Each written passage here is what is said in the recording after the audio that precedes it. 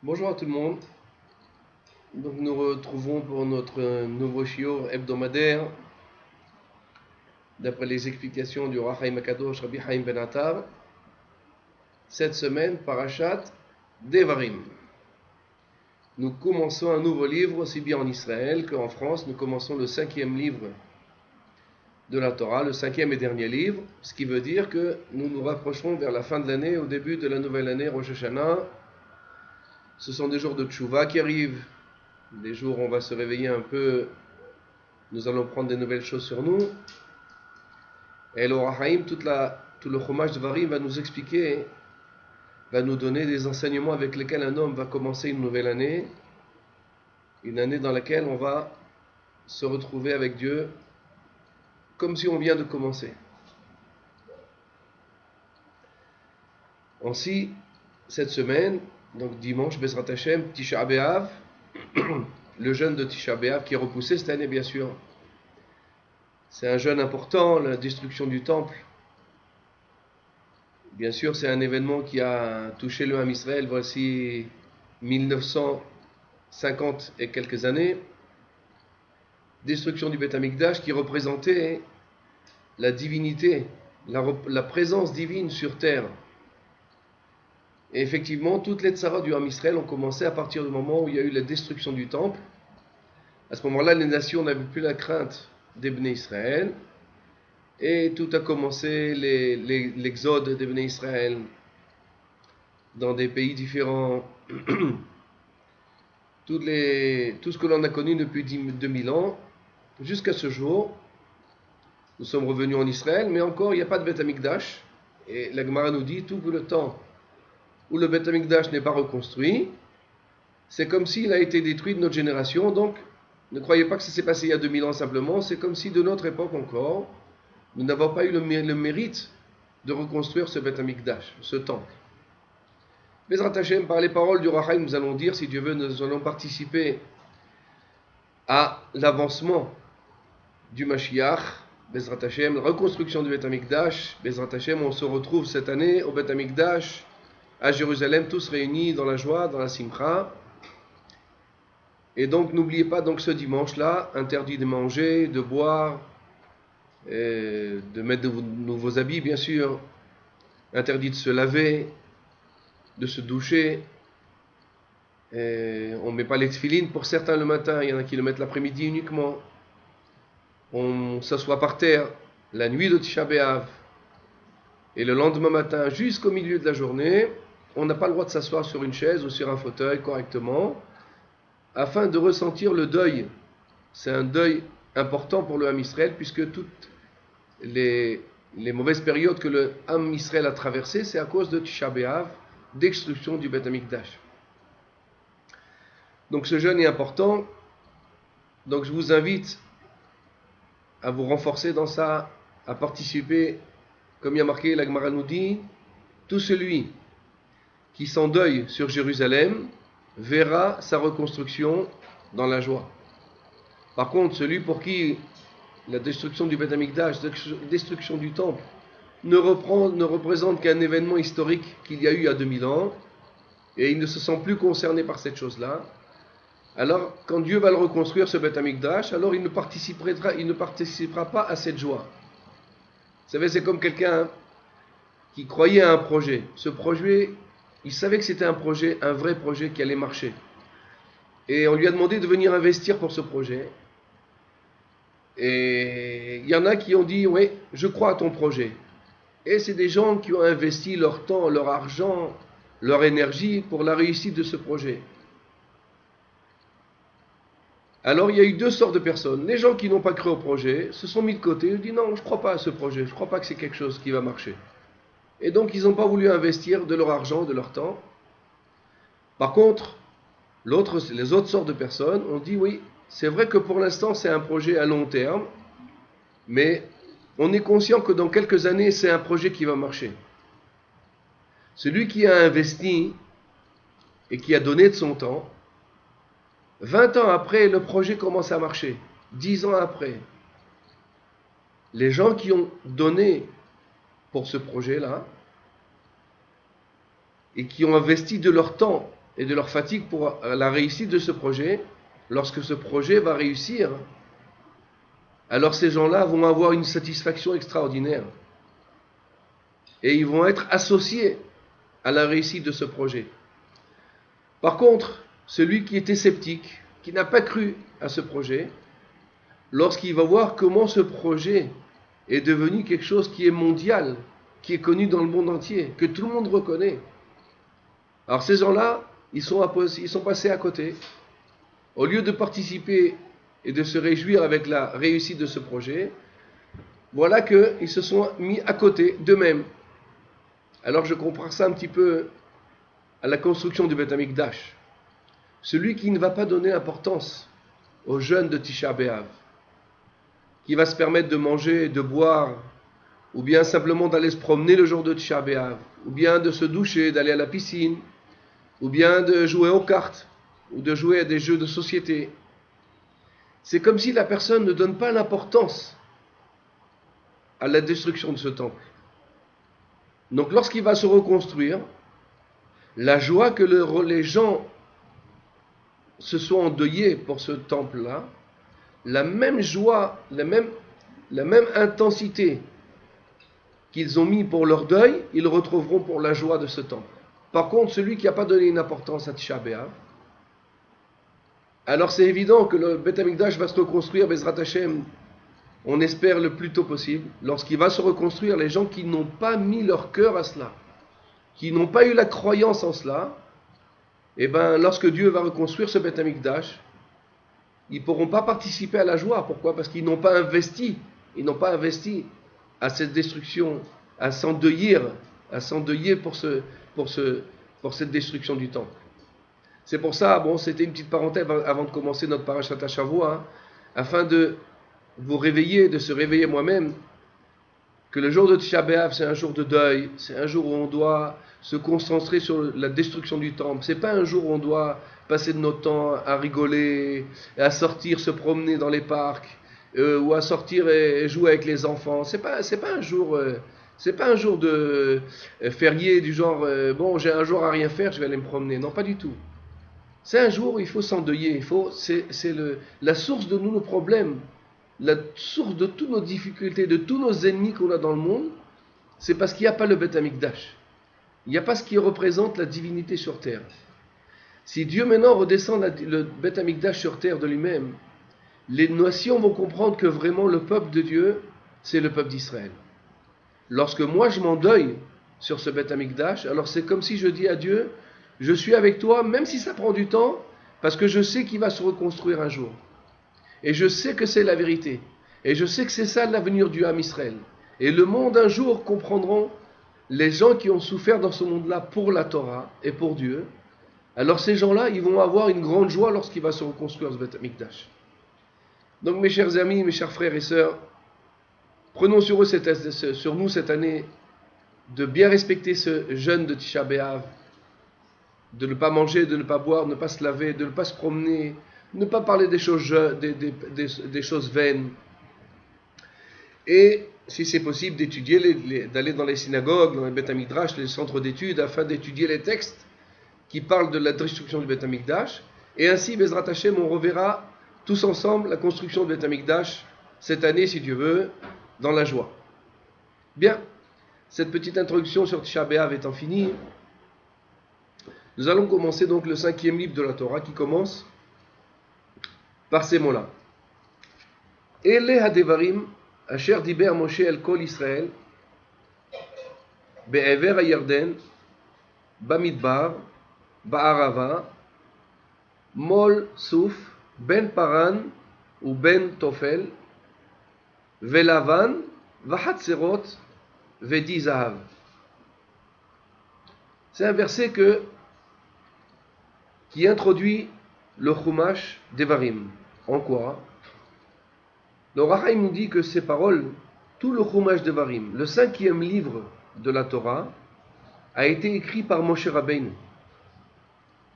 Ce n'est pas la parole de Dieu, c'est pas Dieu qui lui a dicté quoi écrire, c'est Moshe Rabbeinu de lui-même a écrit ce 5e livre. Et c'est ce 5e livre particulièrement a été écrit à partir de Rosh Chodesh Shvat. Ça veut dire 40 jours avant, 36 jours plus précisément, 36 jours avant la disparition de Moshe Rabbeinu qui est parti de ce monde le 7 Adar. Comme vous savez, le calendrier juif, le mois de Shvat, tout de suite après le mois de Hadar, le mois de Shvat a 29 jours, ensuite 7 jours du mois de Hadar, ça correspond à 36 jours. Les 36 jours où Moshe Rabbeinu s'est adressé au Béné Israël de lui-même. Et il a dit les paroles que l'on va s'entretenir durant tout le mois, durant toutes les parachiotes de Dvarim. Vous allez voir, ce sont des paroles de remontrance.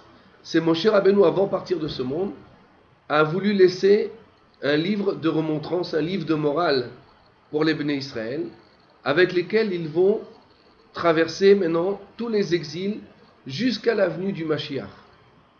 C'est pour ça le mot « Elle » en hébreu a comme valeur numérique 36. Elle hadevarim. Voici les choses. Asher diber Moshe, que Moshe Rabbeinu a parlé, El kol Israël. Voici les choses que Moshe Rabbeinu a parlé pour tous les Béné Israël. Ça veut dire tous les Béné Israël. Or, Rahim Akadosh aujourd'hui, ça veut dire, ce sont des paroles qui étaient adressées à l'époque de Moshe Rabbeinu, avec les Béné Israël qui étaient dans le désert, mais aussi c'était des paroles qui étaient adressées à toutes les générations à venir. Ça veut dire, si quelqu'un il ouvre le Chumash Dvarim, il peut l'étudier du début jusqu'à la fin, il pourra prendre toutes les choses qu'il a marquées pour lui personnellement. C'est comme si Moshe Rabbeinu s'est adressé à chaque juif dans chaque génération et dans chaque époque, et c'est des paroles de remontrance que Moshe Rabbeinu, c'est, comment on appelle ça, l'héritage spirituel de Moshe Rabbeinu. Donc ce sont les paroles de Moshe Rabbeinu. Et donc, comme je vous l'ai dit, Rosh Chodesh, Shvat, Moshe Rabbeinu a commencé à parler. Jusqu'à Zayin Be'adar, jusqu'au 7 Adar. Ça correspond à 36 jours. C'est pour ça le premier mot de la Torah, le premier mot du 5e livre de la Torah commence par Elle Adevarim. Voici les choses. Elle, en valeur numérique hébraïque, correspond à 36. Aleph, c'est 1. Lamed, c'est 30. Hei, c'est 5. On fait le compte, ça fait 36. Ça veut dire pendant 36 jours, Moshe Rabbeinu s'est adressé au Béné Israël et leur a dit tout ce qu'on va étudier maintenant, Bezrat Hashem, dans toutes les parachiotes du Chumash Dvarim, jusqu'à la fin du Chumash Dvarim Zot HaBaracha. Tout cela, ce sont les paroles de Moshe Rabbeinu. D'ailleurs, vous faites bien attention, dans tout le Chumash Dvarim, il n'y a pas marqué là-bas le mot Vaïdaber Hashem el Moshe les morts. Et Dieu a parlé à Moshe 10 ans. Jamais il est marqué cette chose-là. Toujours il y a marqué Moshe a parlé. Et Moshe parla. Et Moshe a dit. Pourquoi ce sont les paroles de Moshe Rabbeinu uniquement. Deuxième chose qu'on voit dans cette chose-là.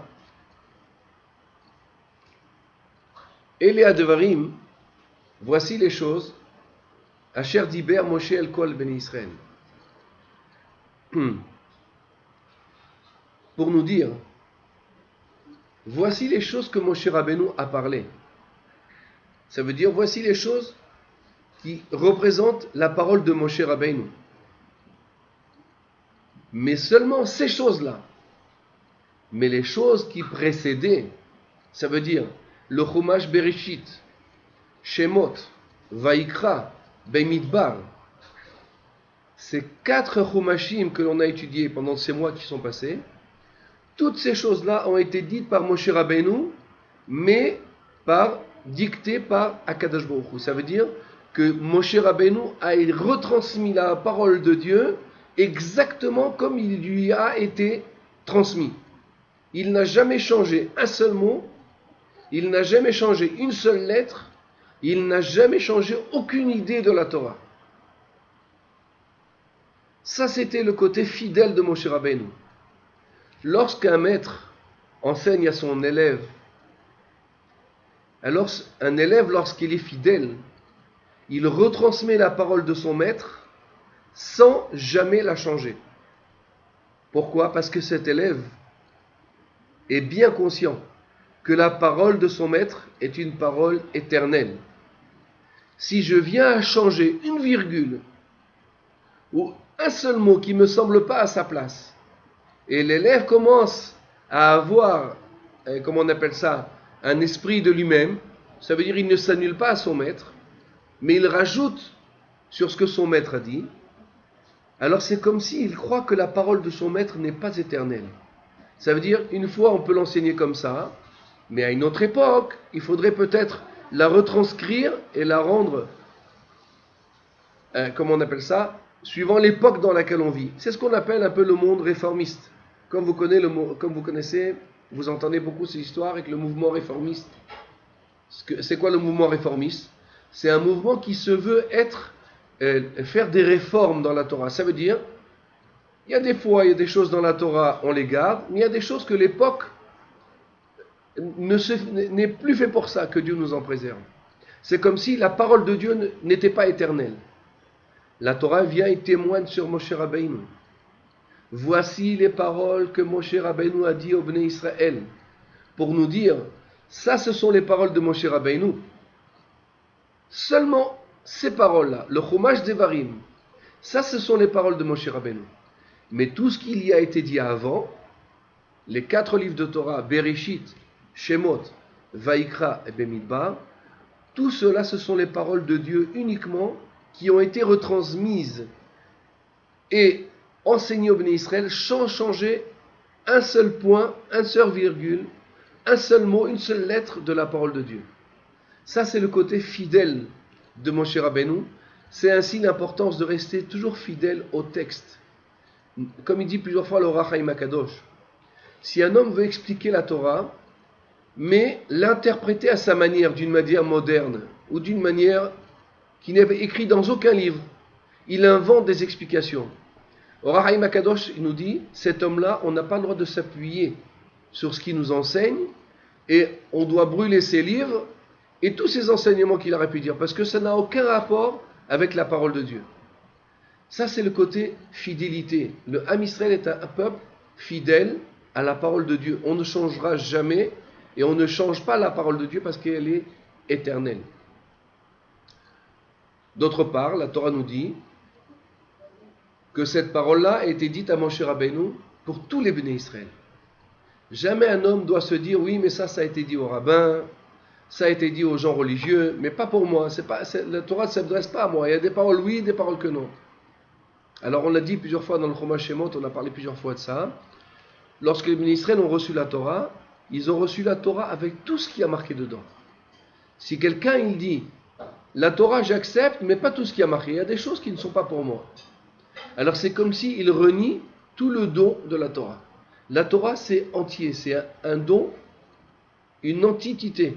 Ça veut dire tout est unique, du début jusqu'à la fin. Un homme n'a pas le droit de changer un seul mot de ce qu'il y a marqué dans la Torah. Ce qu'on appelle la Torah, c'est aussi bien la loi écrite, ça veut dire le Sefer Torah que Moshe Rabbeinu nous a donné, que la loi orale, la Halacha, le Shulchan Aruch, la Gemara, les Midrashim. Si un homme il veut expliquer la Torah, alors il doit expliquer la Torah suivant la Gemara, suivant les Midrashim, suivant le Zohar, suivant la Kabbalah, mais il faut toujours qu'il y ait une tradition. Si quelqu'un donne des explications de Torah qui ne sont pas d'après la tradition,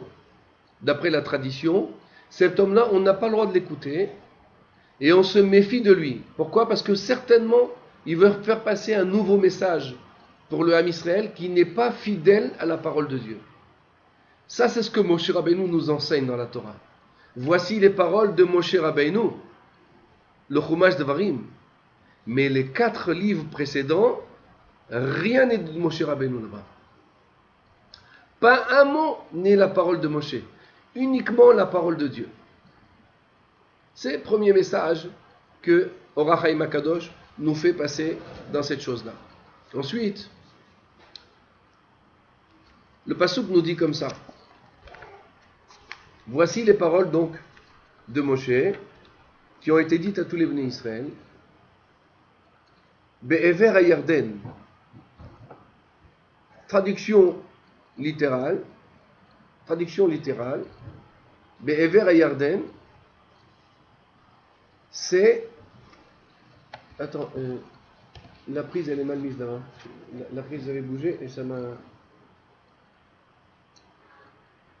Ouais, c'est tout, c'est tout. Excusez-moi, problème technique. Donc, donc cette parole de Moshe Rabbeinu, alors Dieu nous situe d'abord le temps, c'était 36 jours avant sa disparition. Le lieu, c'était de l'autre côté du Jourdain, ça veut dire avant de traverser le Jourdain pour rentrer en Eretz Israël. C'était juste avant la disparition de Moshe Rabbeinu, et tout de suite après, les Bnei Israël devaient rentrer en Eretz Israël avec Yoshua, comme on l'a vu dans les précédentes parachutes. Be'ever Ayarden, ça veut dire de l'autre côté du Jourdain. Le fleuve du Jourdain, bien sûr. Bamidbar, dans le désert, ils étaient les Bnei Israël. Ba'arava, dans les plaines du désert. Mol Souf. Et là, ça commence un peu à donner des noms. La Torah nous donne des noms. En face de Souf, apparemment en face de la mer des Joncs. Entre Paran et Tophel, ça veut dire que ce sont des endroits qui s'appelaient Paran, Tophel, Valavan, Vahatzerot, Vedizav. Alors, la Torah s'interprète, comme on l'a dit plusieurs fois, d'après le Pshat, d'après la traduction littérale. Comme on vient de dire, Moshe Rabbeinu s'est adressé au Bnei Israël de l'autre côté du Jourdain, dans le désert, dans la plaine du désert, et ainsi de suite, comme tous les noms qu'on vient de dire, V'Hatzerot, V'Diza'av, V'Lavan, V'Hatzerot. Or, Haïm Akadosh, avec son intuition divine, nous dévoile un secret de Torah. Et nous dit comme ça. La Torah ici est en train de nous enseigner quelles sont les vertus qu'un homme doit acquérir afin d'avoir la crainte de Dieu, afin de devenir le serviteur fidèle d'Akadosh Baruch Hu. Ça veut dire, c'est pas seulement, la Torah ne nous énomme pas une liste d'endroits là où se trouvait Moshe Rabbeinu uniquement, c'est pas un lieu géographique, mais c'est surtout un enseignement spirituel. Comme on l'a dit, la Torah nous enseigne toujours la Torah d'une manière simple, mais il y a aussi des secrets que Dieu veut nous faire passer. Et les tzadikim, comme le Or HaChaim Akadosh, veulent nous enseigner ces profondeurs de la Torah. À nous de les prendre et à en faire de ça un service divin. Et à bien comprendre que la vie que l'on vit, bon, c'est comme tout le monde sait, on mange, on dort, on boit, on fait nos besoins, on va au travail, on va à la maison. Mais il y a une vie plus intérieure que ça, plus spirituelle que la vie que l'on vit nous. Il y a dans chaque événement d'un homme des événements spirituels, des appels divins que Dieu fait à un homme. Dieu attend l'homme dans certains événements.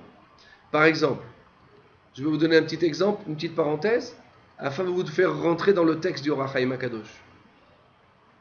Donc un homme est papa, est père de famille, donc il a des enfants à sa charge, il a des enfants qui grandissent.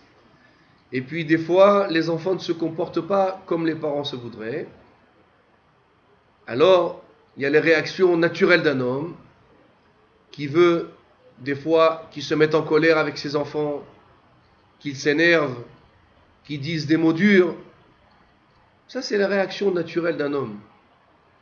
Mais il y a des fois des réactions, un homme doit prendre sur lui afin d'acquérir des bonnes vertus. Comment ? Par exemple, un enfant a énervé son père. Par exemple, il a défait la maison.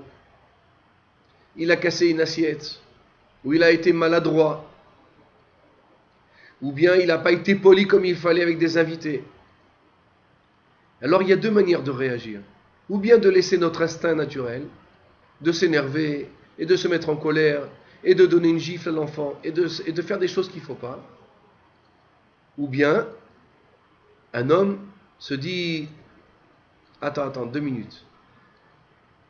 Cet enfant-là, il m'a fait ce qu'il a fait. Me mettre en colère, ça ne sert à rien. Parce que maintenant, l'assiette, elle a été cassée. C'est un enfant. Un enfant, il a besoin de s'exciter, il a besoin de jouer, il a besoin de s'amuser. C'est un enfant. C'est la vitalité d'un enfant. Et certainement, s'il a fait ça, c'est afin de me travailler, afin que je comprenne qu'au lieu de me mettre en colère, je vais comprendre mon enfant. Je vais me mettre à sa place. Et je vais essayer de comprendre qu'est-ce que cet enfant il attend de moi. Alors nous dit Rabbi Nachman, lorsqu'un événement veut nous mettre en colère, et la personne elle inverse cette colère, et au lieu de se mettre en colère, elle en fait de là, elle prend pitié de la personne qu'elle a en face de lui. Elle le prend, elle lui dit viens on va sortir, on va sortir ensemble. Je vois que tu as besoin de t'aérer, viens on va faire. Il inverse ses vertus. Au lieu de rentrer dans des moments de colère, alors à ce moment-là, au contraire, il fait rentrer en lui la joie. Ça veut dire, il inverse tout un événement. Quelqu'un l'a énervé, et au lieu de s'énerver, il prend cette chose-là au contraire, pour travailler sa colère, pour travailler sa patience. Alors, pitom, la vie prend une autre dimension.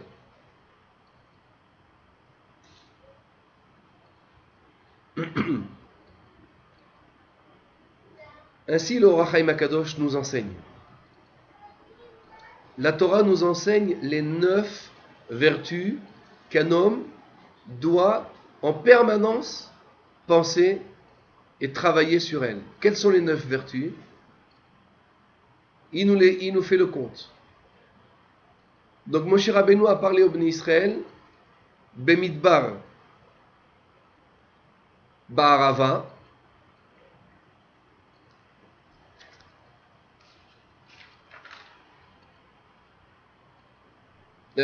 attendez, je vais reprendre le Chumash avec moi et on va lire ensemble. Donc le pasuk nous dit El Kol Israël, Be'ever, à Yarden, deuxièmement, Bamidbar, 3, Ba'arava, 4, Mol, Souf, 5, Ben Paran, 6, ou Ben Tofel,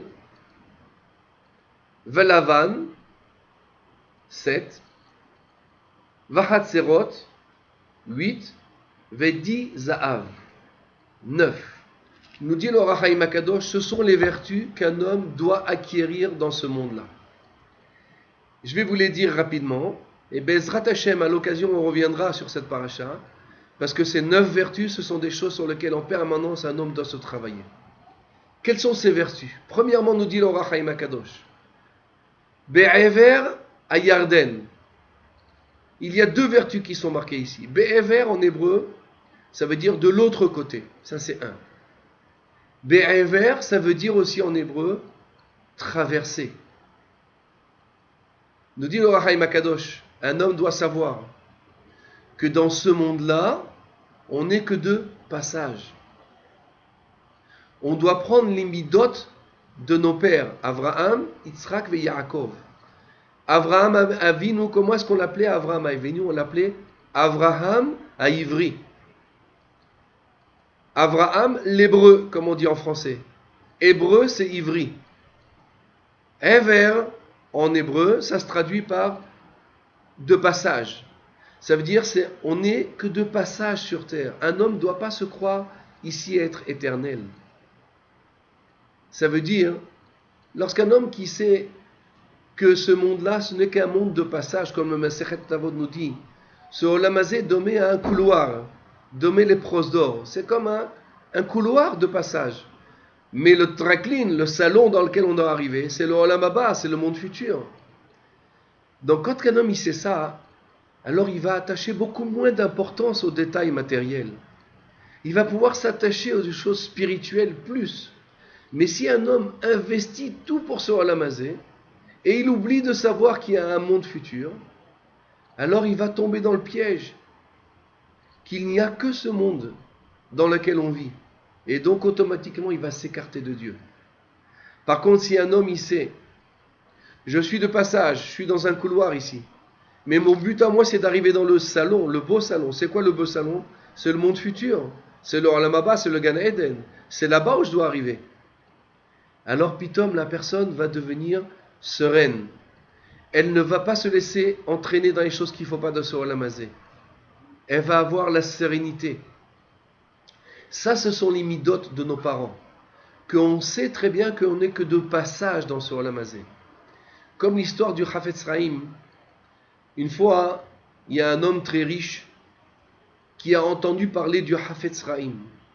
Chafetz Chaim, c'était un des tzadikim, un des grands tzadikim qui a vécu il y a 70 ans dans les pays d'Europe, ou 80 ans maintenant, 80-90 ans, qui a rédigé Mishnah Brura, Shmirat Halashon. Et son nom partait dans toutes les communautés juives qu'il y avait dans tout le monde entier. Un jour,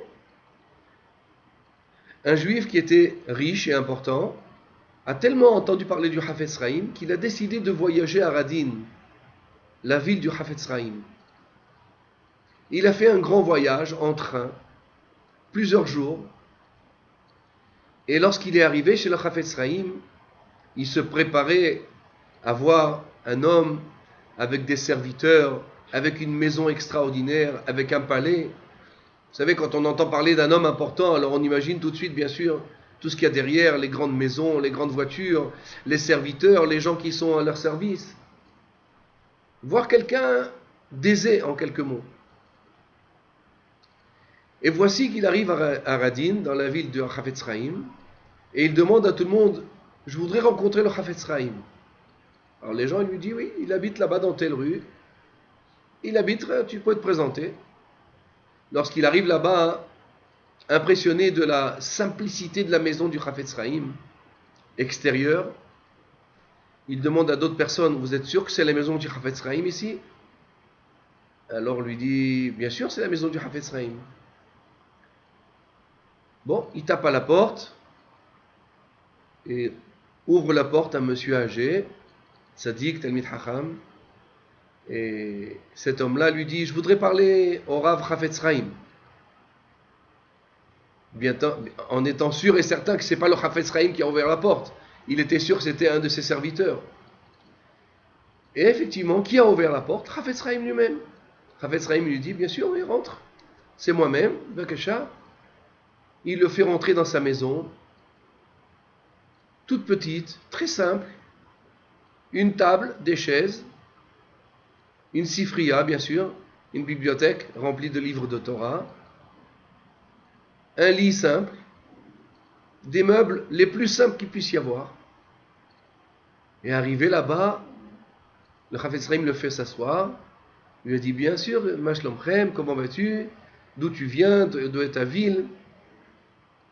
Et il lui dit, Kvod Harav, j'ai quand même une question à vous poser. Vous êtes un homme connu mondialement. Les gens vous connaissent dans tout le monde entier.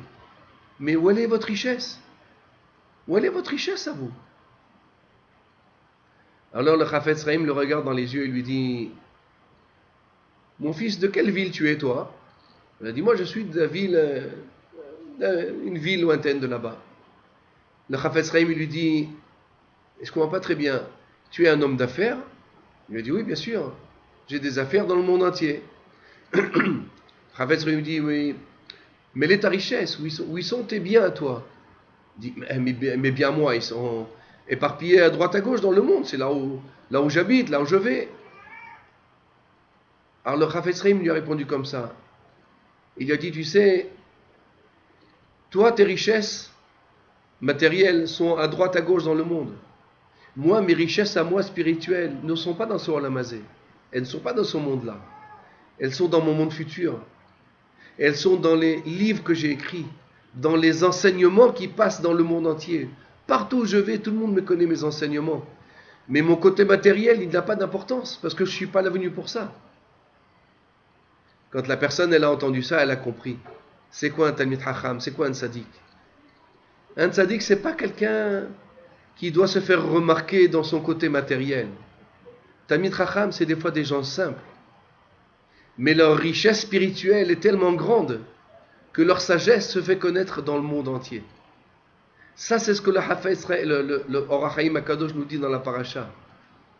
Un homme doit être Be'ever HaYarden. C'est quoi Ever? On doit être que de passage.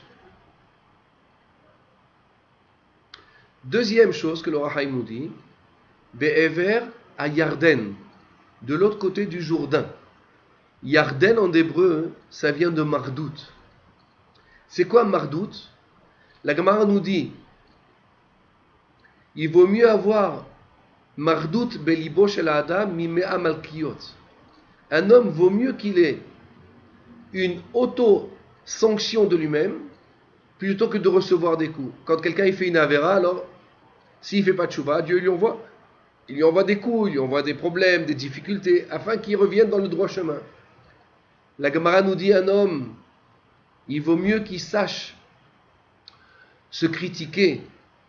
Il vaut mieux qu'un homme sache s'auto-critiquer en permanence. Peut-être j'ai pas bien fait ça. Oh, je me suis mal comporté ici. De lui-même, un homme, il doit penser à ça. Ça, c'est ce qu'on appelle Mardout Belibo. Un homme doit avoir cette midot, de lui-même se réparer, ne pas attendre de recevoir des coups pour changer. De lui-même, un homme, il doit changer. Ça, c'est ce qu'on appelle Be'ever HaYarden. Après, la Torah continue, il nous dit Bemidbar, un homme doit être comme le désert, comme on l'a expliqué dans la parashat Yitro. Un homme doit être humble. L'humilité d'un homme, c'est le but de ce monde dans lequel on est venu. D'être comme le désert. C'est quoi le désert? Tout le monde piétine dessus. Mais je fais la volonté d'Hachem. Ça, c'est ce qu'un homme il doit faire. Ça, c'est ce qu'on appelle avoir l'humilité d'être humble. Tant qu'un homme a de l'orgueil, ça veut dire il pense, il ne veut pas s'annuler à la volonté de Dieu. Quelqu'un se comporte mal avec lui, il se met en colère. Quelqu'un lui dit un mot de travers, il se met en colère. Il veut faire ce qu'il a envie lui. Il ne veut pas s'annuler à la volonté de Dieu. Dieu lui dit, ça c'est des choses qu'on fait, ça c'est des choses qu'on ne fait pas. Et lui au fond de lui dit, non, je ferai ce que je veux, pourquoi? Ça c'est ce qu'on appelle être orgueilleux. Un homme qui est humble, c'est un homme à qui on lui enseigne ce que la Torah veut, et il s'annule, il dit, d'accord, ce que Dieu veut, je fais. Ça c'est ce qu'on appelle l'humilité. C'est pour ça que Dieu il a dit, Bemidbar, Moshe Rabbeinu il a parlé d'Israël dans le désert, pour nous dire qu'un homme doit être comme le désert, d'avoir l'humilité que tout le monde lui piétine dessus. Ainsi, un homme ne doit pas se sentir supérieur à d'autres personnes. Regardez dans la lettre du Ramban, comment le Ramban parle de l'orgueil. Que jamais un homme ne doit s'orgueillir sur son prochain. Si tu es riche et l'autre il est pauvre, alors sache une chose, que toi, tu as plus de responsabilités que le pauvre. Donc sur quoi tu veux t'orgueillir? Sur la sagesse? Dieu il envoie la sagesse à un homme, il la reprend. Sur la richesse, c'est Dieu qui envoie la richesse à un homme et qui la reprend. Sur la sagesse, sur quoi? Sur la beauté, c'est Dieu qui fait tout. Donc sur quoi un homme va s'enorgueillir? C'est pour ça qu'il dit au Or HaChaim HaKadosh, troisième vertu qu'un homme doit acquérir, c'est l'humilité.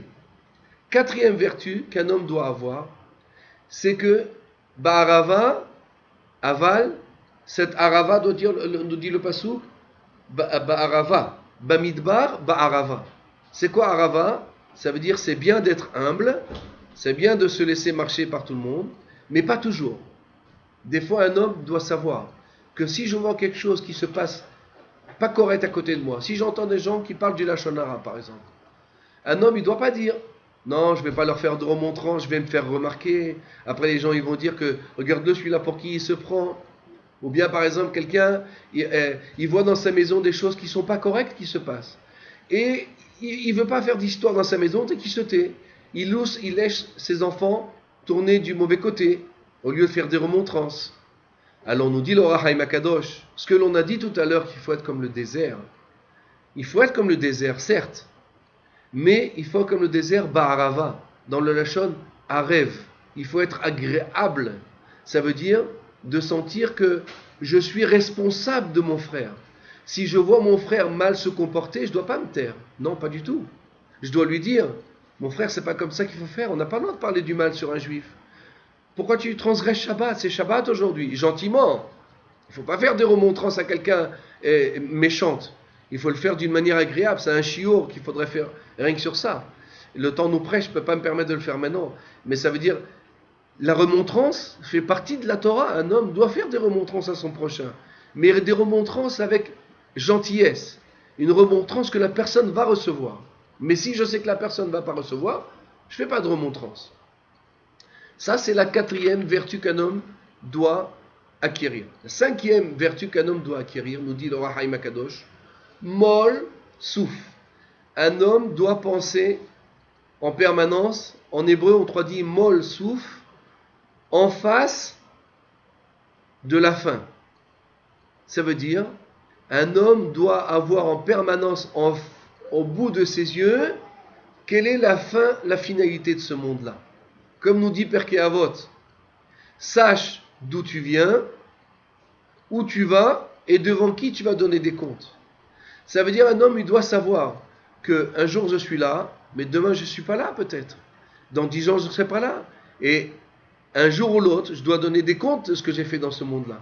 Un homme n'est pas venu dans ce monde-là pour faire ce qu'il a envie, pas du tout. Il doit faire ce que Dieu il veut.